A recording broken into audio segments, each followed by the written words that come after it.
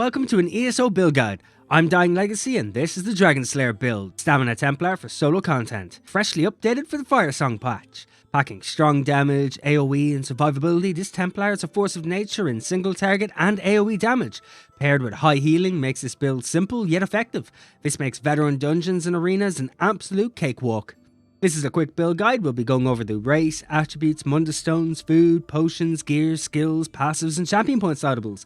The info will be minimal, so I'll only be going over what's necessary. However, do feel free to comment below if you have any questions, suggestions, or if there's anything I could do better. And why not subscribe and like the video while you're down there? With the intro covered, let's go over the Dragonslayer build. Starting with the race, doesn't really matter what you use, choose whatever race you want and play the game the way you find fun, but if you're looking for suggestions, I would recommend either the Red Guard if you're looking for more sustain, the Khajiit for extra critical damage, or an Orc for extra weapon damage. For the attributes, we are putting 64 points into stamina, and for our Mundus stone, when we're doing solo content, we are taking the Lover Mundus stone for extra spell and physical penetration. When doing content as part of a group, we'll be taking the Thief Mundus stone for extra critical rating. For our food, we're taking the Artaeum Takeaway Broth to increase our health recovery, max stamina, and stamina recovery. You can pick these up at a guild vendor or make it yourself at a cooking station if you have the recipe.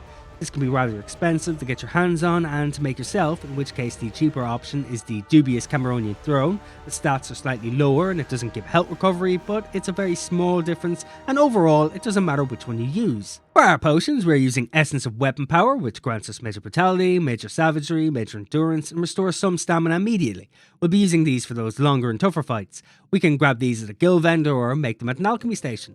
If you haven't got any on you at the time, you can always pop an Essence of Stamina instead. They will give us Major Endurance and restore some stamina immediately. They might not be as useful as weapon power potions, but they are better than nothing, and they do happen to drop from almost every mob, so your bag will probably be full of them. Moving on to the gear now, we have the option to use a Maelstrom Greatsword and Payloader Ring on this build. They aren't necessary by any means, and we have options in their stead, which we'll go over first. We are using 7 medium armor pieces on this build, all with the Divine's trait and a Stamina enchant. For the jewellery, we are using the Bloodthirsty trait and weapon damage enchants. For our weapons, we are using dual daggers for our front bar. Our main hand will be Nirnhoned with a poison enchant, and our offhand will be charged with a fire enchant. For our back bar, we are taking a two-handed greatsword with the infused trait and a weapon damage enchant. Moving on to the sets themselves, starting with the body pieces, which are the chest, waist, hands, legs and the feet. Our first choice is a trial set, and it's the Arms of Reliquance set. This set is gotten from Cloud Rest, and on veteran difficulty you can get a perfected version, which adds extra stamina to the set. It's a minor increase compared to the unperfected version, so it doesn't matter what version you use. The set itself gives us critical chance, minor slayer at all times, and our light and heavy attacks add a stacking damage over time effect to our targets that lasts for 5 seconds and stacks up to 10 times. If you haven't stepped into a trial or want to use something else, you can use the Aegis Caller set, which is gotten in the DLC Unhallowed Grave dungeon. This set adds weapon and spell damage, stamina recovery, and when you do critical damage with a martial melee attack, you'll summon a lesser Aegis for 11 seconds, which will deal bleed damage every 1 second. This effect can occur every 12 seconds. You can also use the Deadly Strike set. This is a PvP set. You can find the vendor in Bruma in Cyrodiil, or you can pick it up from a guild vendor. The set itself gives us weapon damage, spell damage, and critical chance, and it also increases the damage our damage over time and channel abilities do by 15%. For our weapons and jewellery, we are going with the Pillar of Nirn set, which is gotten from the DLC dungeon Valkyrie Hold, which gives us max stamina, critical chance, and weapon and spell damage, and when you deal damage, you'll deal bleed damage to the target enemy and enemies near the target, and causing them to take bleed damage for 10 seconds. For our monster sets, for our helm and shoulder slots, we have 2 choices. We can use the Bloodspawn set. The helm can be gotten from Spindle Clutch 2 on Veteran, and the shoulders from the Undaunted vendors. This set adds stamina recovery, and when we take damage we have a chance to gain extra ultimate and to increase our resistances by 3601 for 5 seconds. Another good choice is the Stormfist set from Tempest Island. Again, the helm from Veteran difficulty and the shoulder from the Undaunted vendor. Stormfist adds stamina recovery, and when you deal damage you have a chance to summon a giant fist to close around the enemy, dealing shock damage every 1 second for 3 seconds to all enemies within 4 meters. When the fist closes, it does a large amount of physical damage. Now for the Ring the Pale Order, which is gotten from the Antiquity system. When using this, we will heal for 20% of all the damage we do. We can't be healed by anyone but ourselves, and the healing we do does decrease when we're in groups. The ring will take up a ring slot, obviously, so we'll need to wear our jewellery set on either our shoulder or our helm. The slot doesn't matter. We will lose our 2-set bonus from our monster set, but the payloader ring makes up for it. You can stick with the Bloodspawn or Stormfist for the 1-piece bonus, or you could also use the Magma Incarnate set. The head is found in the Dreadseller DLC dungeon on Veteran, and the shoulder from an Undaunted vendor. Magma Incarnate's 1-set bonus will give us Magicka and Stamina recovery. Lastly is the Maelstrom 2-handed sword, which is gotten from Maelstrom Arena, and we'll be using this on our back bar. There's a perfected version from Veteran difficulty which adds extra offensive penetration. It doesn't matter which version we use, as we are more interested in the base effect, which is when dealing damage with critical charge we cause enemies to bleed for over 10 seconds. That covers the gear, and now it's time for the skills, starting with the front bar. First skill up is Blood Craze, morph this from Twin Slashes, found in the Dual Wield skill line. This will deal bleed damage and cause the enemy to bleed for 20 seconds and heals you over its duration. Onto Power of Light next, more from Backlash and found in the Dawn's Wrath skill line. This will deal physical damage immediately to an enemy and marking them for 6 seconds. They will also apply Minor Breach to the enemy for 10 seconds. After 6 seconds duration ends, it will deal more physical damage based on the amount of damage you've dealt to the target over the 6 seconds, up to 200%. We're also using Barb Trap, more from Trap Beast, and it can be found in the Fighter's Guild skill line. This trap deals bleed damage and causes the enemy to bleed for 20 seconds and grants you minor force, and it can immobilize the enemies for 2 seconds as well. Next up is Biting Jabs, more from Puncturing Strikes, and found in the Aedric Spear skill line. You'll strike enemies in front of you 3 times, dealing physical damage to the closest enemy and reduce damage to enemies nearby. Each strike reduces the closest enemy's movement speed by 40% for half a second, and when you activate this ability you will gain Major Brutality and Major Sorcery. Our next skill is Ritual of Retribution, more from Cleansing Ritual, and found in the Restoring Light skill line. This will cleanse 2 harmful effects from yourself, as well as creating a 12-meter radius around yourself that damages enemies with magic damage every 2 seconds for 20 seconds. That increases in damage by 12% per tick. Allies in the area can activate the Purify synergy, cleansing all harmful effects from themselves and healing themselves. For the ultimate on the front bar, we're using Flawless Dawnbreaker, more from Dawnbreaker, and found in the Fighter's Guild skill line. You'll deal physical damage to enemies in front of you and additional physical damage over 6 seconds, and after activating will increase our weapon and spell damage by 300 for 20 seconds.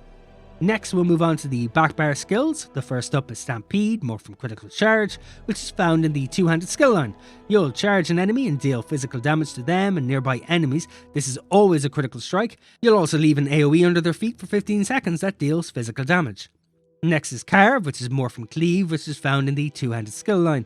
You'll deal bleed damage to enemies in front of you and cause them to bleed for 12 seconds. Hitting an enemy again will increase the duration up until 32 seconds. This also gives us a damage shield. We're also using Razor Caltrops, more from Caltrops, and found in the Assault skill line.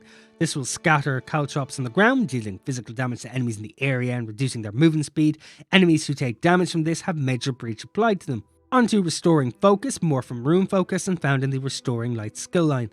This will create a rune on the ground for 20 seconds, that will give you Major Resolve and restore stamina to you over the duration. If you stand within the rune, you'll also heal. Next up is Resolving Vigor, more from Vigor, and found in the Assault skill line. This will cause you to heal over 5 seconds, and you'll also gain Minor Resolve. The ultimate on the back bar is Empowering Sweep. It's more from Radial Sweep and found in the Aedric Spear skill line. You'll swing a spear around your head, dealing physical damage to all nearby enemies and an additional physical damage every 2 seconds for 6 seconds. The duration is increased for every enemy hit. You'll also gain Empower for the duration. That covers the skills themselves, so now let's go over the passives to round this all out. First up is the Aedric Spear skill line. We want everything in here, so we'll be taking Piercing Spear, Spear Wall, Burning Light, and Balanced Warrior. In the Dawn's Wrath skill line, we want Enduring Rays, Prism, Illuminate, and Restoring Light.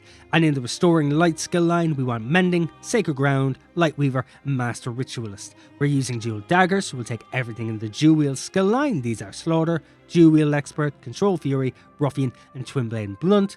And next is the 2-handed skill line. Again, we'll take everything. This includes Forceful, Heavy Weapons, Balanced Blade, Follow Up, and Battle Rush. We're using full medium armor, so we'll want everything in the medium armor skill line as well, which are Dexterity, Windwalker, Improved Sneak, Agility, and Athletics. We are using Fighter's Guild skills, so in the Fighter's Guild skill line, we'll be taking Intimidating Presence, Slayer, Banish the Wicked, Skill Tracker, and also in the Undaunted passives, in here we'll be taking Undaunted Command and Undaunted Metal. Next one is optional and can be found in the assault skill line, and it is continuous attack. We only need 1 point in this to get major gallop, we get nothing extra for adding a second point. Moving on to the racial passives, these are very specific to your race. You will want to grab everything, you'll want to read over everything and understand them because they do give us benefits and advantages, which does differ from race to race, so make sure you read up on what you're actually using and also make sure you grab everything. I do have the suggestions I gave earlier on screen as we speak. And lastly, one more optional passive, which I would class as necessary, and its medicinal use, which is found in the alchemy skill line. This causes our potions to last much longer and makes potions outlast their cooldown, so you can always have a potion active.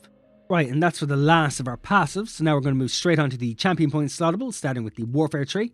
In here, we want to take wrathful strikes to increase our weapon and spell damage. We also want to take fighting finesse to increase our critical damage and critical healing.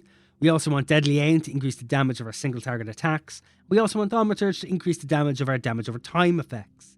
In the fitness tree skill line, we want to take boundless vitality to increase our health, fortify to increase our armor. We want rejuvenation to increase our overall sustain. We also want to take bloody renewal to increase the amount of stamina we get back whenever we kill an enemy. Finally, in the craft skill line, you can take whatever you want in here, really. It's all very situational. But for myself, when I'm doing solo, I like to take Treasure Hunter to increase the quality of items I find in chests. I also like to take Rationeer to increase the duration of my food. I also like to grab Liquid Efficiency to have a small chance not to consume a potion or a poison when I use it. And I also like to take Steed's Blessing to increase my out of combat movement speed. But yeah, that's the last of the champion point slottables, and it also covers all of the Dragonslayer's build. I hope this was helpful, or at least helpful in some way, and if it did, why not like and subscribe? If you have any thoughts, suggestions, or just want to have a chat, please comment below. You can also come chat to me in real time over at twitch.tv/dyinglegacy. We play a ton of MMOs over there, and occasionally I reveal my more sensitive side and quickly make it chaotic. Also, it's the video's end, and what that means that this build caps off my year of doing ESO builds and MMOs on YouTube. It's been a fantastic year, of which I've enjoyed every moment of. You're all amazing people, and I really appreciate the support and help that everybody's provided. Here's to another year. So take care, everybody, and keep being awesome, and I'll see you in the next one.